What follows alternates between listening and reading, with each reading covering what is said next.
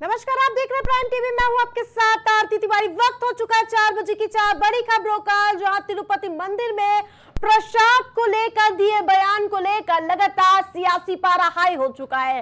आंध्र प्रदेश के तिरुपति मंदिर में प्रसाद के रूप में भक्तों को दिए जाने वाले लड्डुओं में जानवरों की चर्बी, जानवरों का फैट और फिश ऑयल होने की पुष्टि हुई है। दरअसल आंध्र प्रदेश के मुख्यमंत्री चंद्रबाबू नायडू ने आरोप लगाया है कि वाईएसआर यानी कि कांग्रेस पार्टी की पिछली सरकार में तिरुपति मंदिर में प्रसाद और भोग के लिए जिन लड्डुओं को बनाया जाता था उनमें घी की जगह जानवरों की चर्बी और उनके फैट का इस्तेमाल होता था। इससे मंदिर की पवित्रता को ठेस पहुंचाई गई और लोगों की आस्था से भी बड़ा खिलवाड़ हुआ है। वहीं मुख्यमंत्री चंद्रबाबू नायडू ने आरोप टेस्ट रिपोर्ट के आधार पर लगाए थे और जो इसी साल लोकसभा चुनाव के बाद 23 जुलाई को जारी हुई थी। इस रिपोर्ट में प्रसाद के लिए उपयोग होने वाले लड्डुओं के सैंपल को लेकर उनकी जांच की गई थी। इनमें ये पता चला था कि इन लड्डुओं में जिस घी का इस्तेमाल हो रहा है वो घी मिलावटी है और इसमें फिश ऑयल, एनिमल टेलो और इसके अलावा चर्बी का इस्तेमाल हो सकता है। ज्यादा अपडेट के साथ संवाददाता राजेश हमारे साथ जुड़ चुके हैं। राजेश, जिस प्रकार से तिरुपति बालाजी मंदिर के प्रसाद को लेकर लगातार सियासी पारा हाई होता हुआ नजर आया, क्या कुछ पूरा मामला है? देखिए, अगर बात करें तिरुपति बालाजी के मंदिर की बात, जिस तरीके से वहां के प्रसादम पर राजनीति हो रही है, कहीं कहीं देखा जाए तो बिल्कुल बात सही है। जिस तरीके से वहां के जो मुख्यमंत्री हैं चंद्रबाबू नायडू, उन्होंने भी आरोप लगा दिया है कि कांग्रेस के समय से ही वहां पे जो प्रसाद बनाया जाता था, लड्डू प्रसाद के रूप में जो लड्डू बनाया जाता था, उसमें जानवरों की चर्बी और मछली का तेल उसमें मिला हुआ है, जिसको लेकर लगातार जो भक्त हैं वो लगातार वहां पे या जो वहां पे मंदिर में जो वहां पे दर्शन करने जाते हैं, जो वहां पे श्रद्धालु जाते हैं, लगातार उन्होंने आरोप लगाया। आरोप लगाने के बाद जब जांच हुई, खाद्य विभाग ने जांच की, तो जांच में पाया गया राजेश, जो आरोप चंद्रबाबू नायडू की ओर से लगाया गया है उसके बाद संतों में भी काफी आक्रोश देखने को मिल रहा है। बिल्कुल, जिस तरीके से मंदिर में इस तरीके की बात सामने आ रही है, तो कहीं कहीं बिल्कुल बात सही है कि संतों में भी आक्रोश देखने के लिए जाहिर सी बात है और संभव लाजमी नहीं मिल रहा, क्योंकि जिस तरीके से संत और वहां के संत हैं या पूरे देश के संत की बात करें, तो जिस तरीके से मंदिर में इस तरीके की बात अगर हो रही है, वहां के लड्डुओं में मछली का तेल मिलाया जा रहा है या जानवरों की चर्बी मिलाई जा रही है, कहीं कहीं हिंदू पर बहुत ही बड़ी ठेस की बात पहुंच रही है। और दूसरी चीज आपको बता दें कि संतों महात्माओं के ऊपर बहुत ही ठेस पहुंच रही है इस बात को लेकर। लेकिन जब राज्य के मुख्यमंत्री इस तरह के सवाल उठा दे राजेश, तो कैसे देखते हैं इसे आप?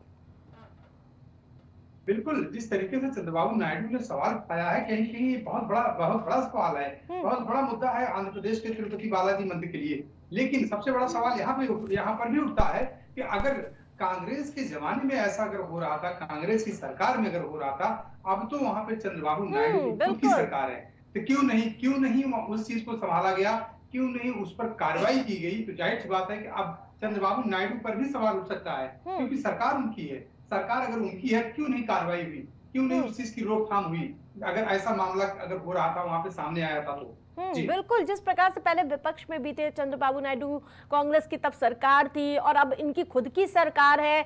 अब इस पर क्या सीबीआई जांच हो सकती है या फिर जो खाद्य विभाग की टीम है वो इस पूरे मामले में जांच करेगी? अगर जांच होगी तो क्या संतों में आक्रोश देखने को मिलेगा?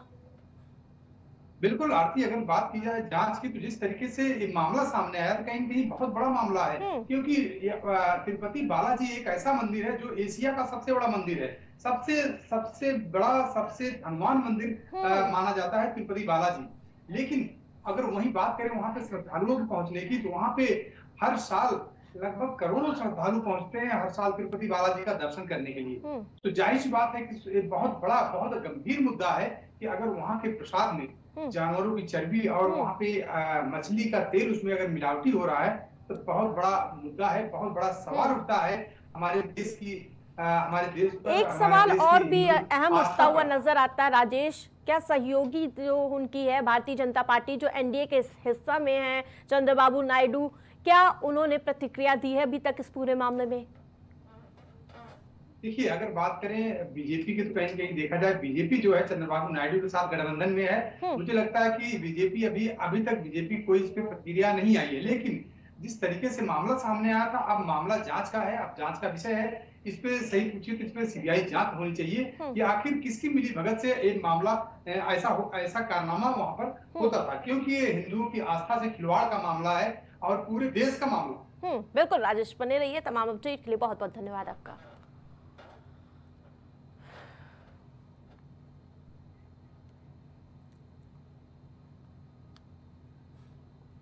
आम आदमी पार्टी के प्रमुख केजरीवाल रविवार 22 सितंबर को दिल्ली के जंतर मंतर पर जनता की अदालत का आयोजन करेंगे। इस साल मार्च में केजरीवाल भ्रष्टाचार के एक मामले में गिरफ्तार हुए थे और 5 महीने से अधिक समय तक जेल में रहे। और बताया जा रहा है कि हाल ही में केजरीवाल सुप्रीम कोर्ट से मिली जमानत पर बाहर आए हैं।